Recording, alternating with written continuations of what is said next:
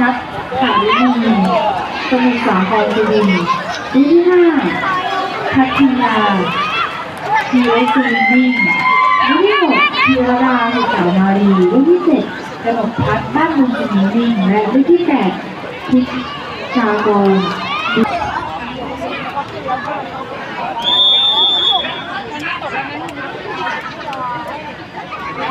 อยู่มา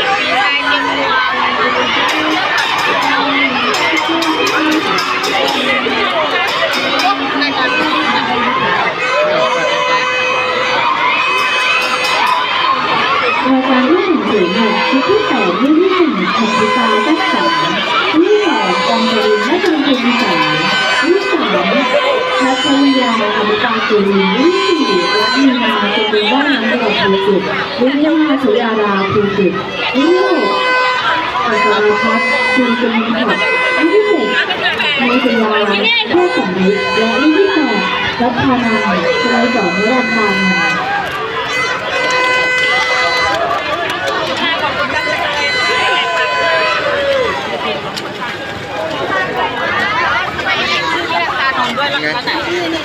นี่ไม่มาอ๋อนี่ไม่เห็นพ่อกำลังเป็นตรงนั้นลงให้แม่พี่เนตาถ่ายคลิปหน่อยนะพี่โบ